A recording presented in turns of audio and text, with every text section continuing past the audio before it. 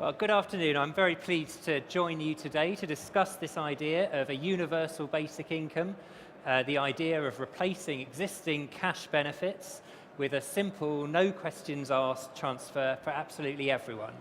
And I'm very pleased to be joined by Kaja Kallas, who's a member of the European Parliament from Estonia, who sits in the Alliance of Liberals and Democrats for Europe group. And also Olli Kangas, who is the Director of Governmental Relations at Kela, the Finnish Social Insurance Institute, and who is responsible for running a basic income experiment that's currently underway in Finland. Now, the basic income's not a new idea by any means, but it's one that's getting increasing attention across many of our member states at the OECD. There's many reasons behind this.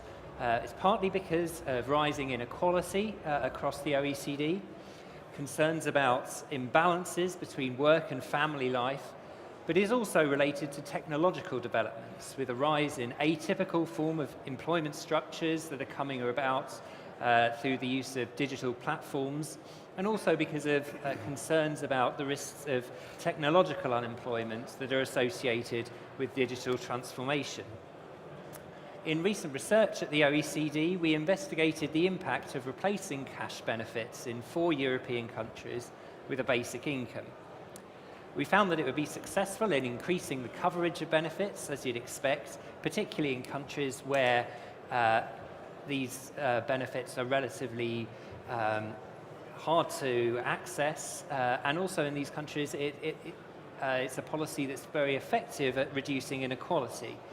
But it would require substantial tax increases to finance the basic income at a meaningful level, and it wouldn't be an effective policy at reducing poverty. That's because many people who are kept out of poverty through existing targeted cash transfers would receive less under a basic income and so fall back into poverty again. And moreover, there'd be many winners and losers from the policy overall. About a third of people would see their incomes rise or fall by at least 10% as a result of a basic income and the associated tax rises it would entail.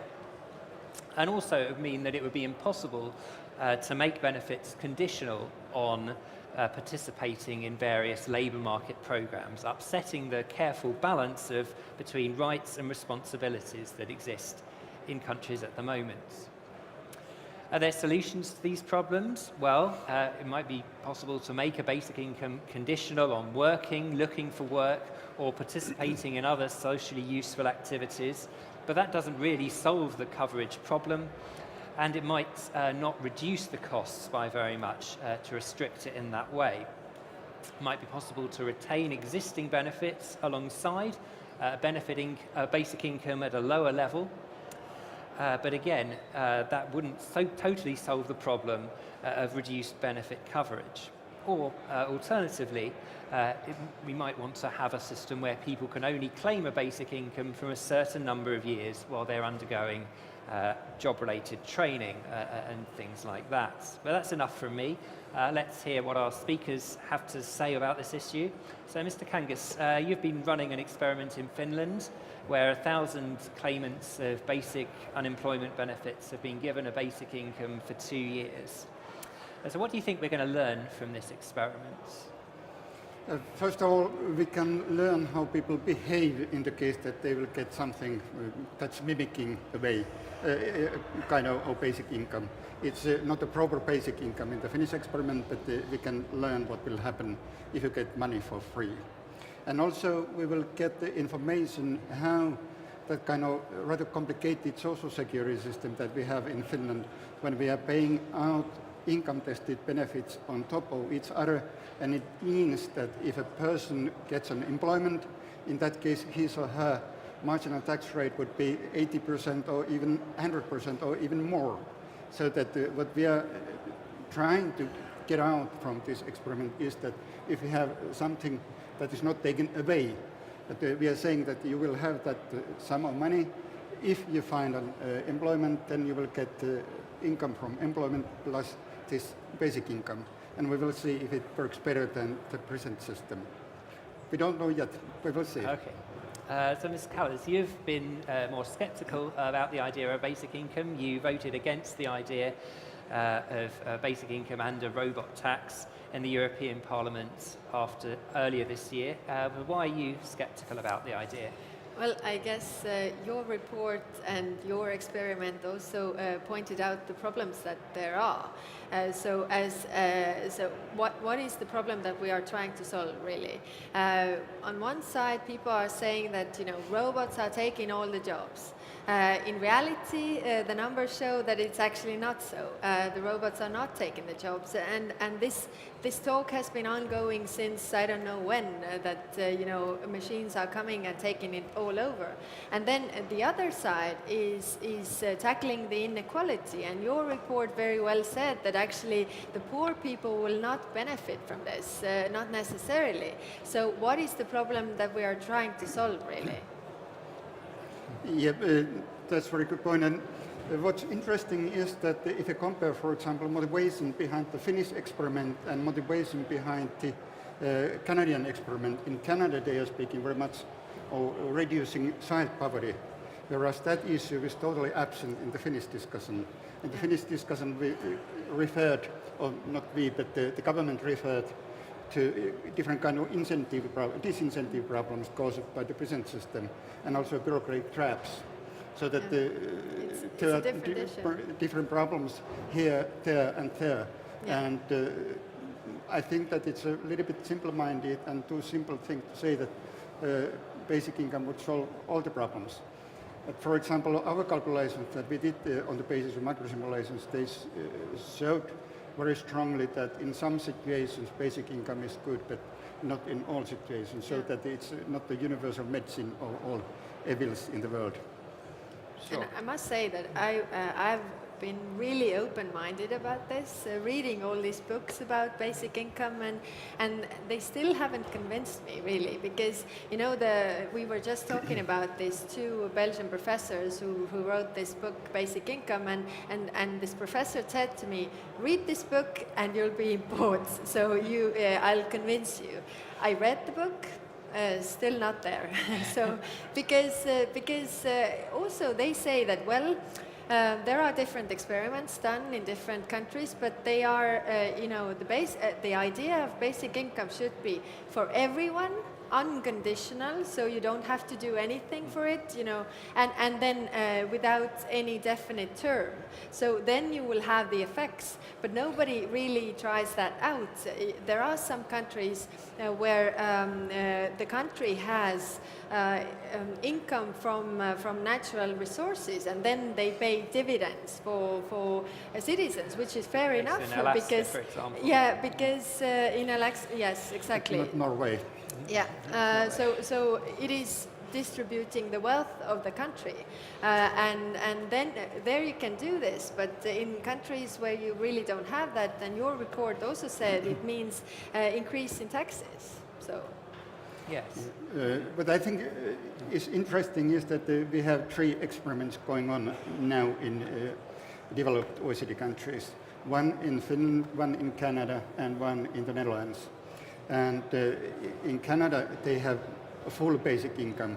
They are paying out something like almost 900 euros a month, and it will replace everything. And in Finland, we are experimenting with partial basic income. That's a small sum. And in the Netherlands, they are experimenting with social assistance and social assistance recipients. And I think that from those 3 different experiments, we will get little more information how it works or does it work. I don't know, so that I don't have strong opinions either in favor or against. But those other experiments are very different, aren't they? So in your experiments, for example, people don't lose the basic income at all when they move into work. As I understand it, the other 2 are closer to guaranteed minimum income systems where the benefits are means tested, that are actually much more, where there are already many other countries that have similar systems to that. So why do you think this idea of a real basic income that absolutely everyone receives hasn't caught on so far? When it comes to the Finnish context, I don't think that the full basic income would be possible, because at least according to our calculations and also according to calculations that the OECD did, it shows that in the case that we will increase the basic income or the level of the basic income to a reasonable level, in that case tax rates would be pretty high. For example, in the Finnish case, if basic income is 1,000 euros, in that case tax rate that's taxed on income coming on top of basic income would be 70%. And even though the Finns love the taxes and welfare state, that would be too much for that love affair, I would. Yeah, I think of course, there's the cost side, but there's also this question that we still have to answer. What are we trying to solve with this? Is it the poverty? Is it the inequality? Or is it the bureaucracy? Because that's one of the arguments as well, that if you have all the social benefits and then actually if you just give the money to everybody, then you don't have the bureaucracy to control whether you're working, whether you're looking for work or whatever. Or is it the issue that people are just losing their jobs? But I think on the other side, we also have to look, on the side of the people. So what will these people do when they receive the basic income?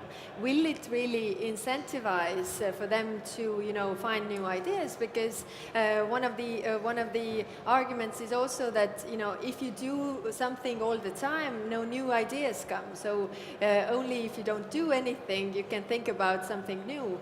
But if you think about the people that, for example, in your case, the basic income is trying to help, then these people need motivation to work because they need to, feel necessary. Yeah, that's one point, and we will see if money is enough to motivate people to take jobs and accept short-term, low-paid jobs. We don't know. But happily enough, in Finland we started a new experiment where we have a kind of participatory basic income, so that there's one basic sum, and in the case that you participate in some activation or labor market measures, you will get something extra. So that we have two parallel experiments running, and just comparing them, we hopefully will get some answers to those questions. But I think that I don't know how is it in other countries, but for example in Finland we have 40 basic benefits: basic unemployment benefit, basic sickness benefit, basic rehabilitation benefit, social assistance, blah blah blah. And all of them, or each of them, are using different concept of household, different concept of income, and different contributions for children. And then when somebody is unemployed and then gets sick, she's confused of getting different kind of money. And to my mind, what should be done, I'm not saying that we should introduce a basic income, but I'm saying that we should unify those things. Yes, I agree. Yes. To diminish bureaucracy and the hassle people have, a confusion they have. Absolutely, I agree. But then I think the technology gives us plenty of opportunities to get rid of the middlemen who are distributing these things. So you can also do it more targeted way, using the new technological solutions that we have. Yes, I mean, certainly from my perspective, if I were going to introduce a basic income anywhere, I think Finland is quite a good place to start because of the level of complexity that you have in your system at the moment. I know my colleagues who have to code up the tax benefit systems for each country argue about who's going to do Finland every year, because it's one of the most complicated ones that we have. So do you think it perhaps might be a policy that might not work as well in other countries where perhaps the social protection system isn't as well developed, or where the integration of means-tested benefits has already happened to a certain extent? I think that the basic income would be a solution, for example, in some developing economies. For example, in India, at least, they got very positive reactions and results in those experiments they had there. but the level is very, very small. And it's somehow playing the role of pensions, child benefits, sickness benefits, unemployment compensations in the situation where they perhaps, in those villages where they experimented, basic income had nothing. So that perhaps there, but as your colleague in the OECD who was doing that tax modeling said that it was a nightmare to write a legislation or to experiment and just to try to put such a simple thing as basic income in such a complex situation, social policy context as we have in Finland. So that we spent lots of sleepless nights in writing the legislation. And in the very beginning, when we started that experiment, we had to create inspiration. Yeah. And then we had lots of perspiration and finally a great deal of desperation. That's why I'm a politician, not an official. An official has to do all the ideas that the politicians have. So might be complicated. Yeah, and the politicians did everything to prevent us to have our excellent model and experimental setting to be in reality. Well, so, Ms. Kallas, if basic income's not the solution to the problems that are coming forward in many countries to do with unequal gains from digitalization and potential technological unemployment, what do you think the solution is? How do you think we should be reforming our social protection systems? There are different questions. I think what we definitely have to look at is education, because if you look into the history, how did we deal with the first industrial revolution, then actually the solution, because people were losing their jobs and they were also afraid of the machines taking over. So the solution was to make elementary education compulsory. So I think also the question has to be tied with the education. So of course there's a lot of talk about digital skills, but I'm more thinking about people should be feeling comfortable with technology.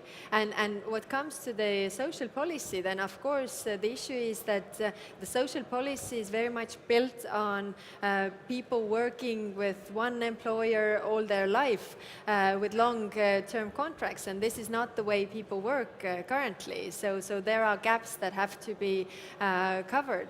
But as I said, we can do all these problems that people say that basic income would solve. For example, that if you are unemployed and you will apply for the benefit, then it's stigmatized, it's complicated, whatever. We can simplify things by technology as well, that people don't have to go to a place where other people will know that they will apply for these benefits. So there are, I think, other solutions that we could try before going to the real expensive solutions. And one other point that I want to say is that before becoming a politician, I was a lawyer for 14 years, and there's one thing, legal expectation. So if you put in place a law that everybody is allowed to get the basic income, you never get rid of it. And you actually don't have proof that it's a good thing. But I think what's interesting is in this basic income discussion is that the question is that is it possible to introduce something like basic income in one single European member country? Because as a lawyer, you know that immediately when you do this and that, the European legislation comes in the picture. So that it's not a national issue, but it's a European level of issue. So that yes, we are very much discussing it at the national level, and it's one part, and the most important part, and politically the most difficult part is to discuss at the European level. True, but when we go to the European level, then of course we know that the levels of income for different member states are very, very different. So of course there's an issue of discrimination that comes with the free movement of people. Then everybody has to get it if in that country, but you can't discriminate. But on the other hand, the levels are very different. Then we come to the posting of workers and such issues that already are on the table. Yeah. But if you go back to the issue of changing labor markets and how the modes of employment are changing, I think that in the case that when you refer to digitalization and digital economy, if the fourth industrial revolution is changing our working life, I don't think that the employment will stop, but the forms of employment will be different. And the question is that are they so different that the social policy model that was constructed during the industrial period will work in those new situations? I think that mostly yes, but there are lots of situations where those risk categories that we have, they don't recognize those new risks. And then the question is that what is the solution?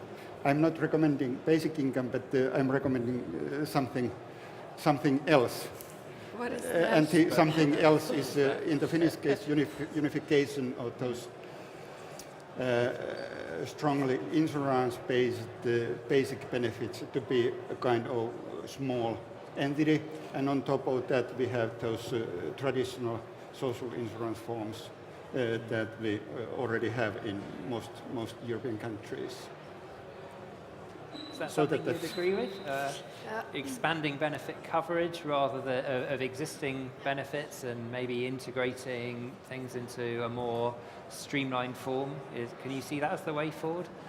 I think yes, in a sense that, again, if we ask the question, what is the problem that we are trying to solve and how we can help these people? So either, the problem is that they are left behind because the work is, the essence of work is changing. And by the way, this is a big issue because we did a study in Estonia asking people how they relate their digital skills, so how well they feel with technology. And what was the most worrying for me was that the people who rated their digital skills really low, so I don't want to deal with the technology, answer to the question, do you need more training? No. So how do you help the people who actually understand that they are left behind but don't want to be helped? And to give basic income just for these people, the question is what will they do with the money? Will they come up with something that they want to do or not? And then it pours down to the question that, like there was this Chinese proverb saying that happiness is when you have someone to love, something to wait for, and something to do. So you also have to have something to do. And I'm absolutely, I agree that the essence of work is changing, and maybe it's more flexible, which is actually a good thing. So there might not be such issues that we have to solve with one tool only. Okay, so I think we've got a few minutes left of this session. If anyone has any questions they'd like to ask our speakers. Sure. Anyone? No. Okay, well, shall we... Speaking about digitalization, we usually see it as a threat, but also it's a possibility in that sense that if you think, for example, disability, in the industrial period, our disability was defined our physical strength. But if you think, for example, Stephen Hawking, he can move one finger, but he's changing our way of thinking of the universe. And precisely in the way digitalization will open up possibilities for people that now are classified as disability and not able to work. So, like these worries that the robots will take all our jobs. I read a book written in 1968 called The Year 2000. What was really interesting about this book was that actually what the book foresaw quite well was technology that we are using, but what they didn't foresee is how we use the technology. So basically, telephone in 1968 was used the same way in 2000, but it's actually not. In 2017, we use it totally differently.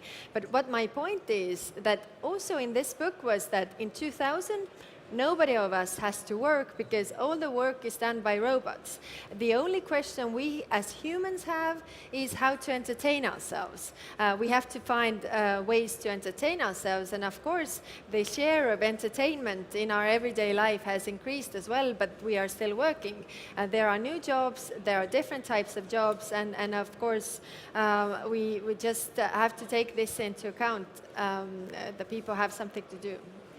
I mean, in the OECD, we've been looking into this subject as well, and I mean, what we've been arguing is that rather than thinking about robots taking jobs, it's more likely perhaps that robots will be doing particular tasks that we all have to do in our jobs, but that we'll need to train people to make sure they're working with the robots effectively so that we really get the productivity gains from digitalization and all these new technologies, other new technologies that we can.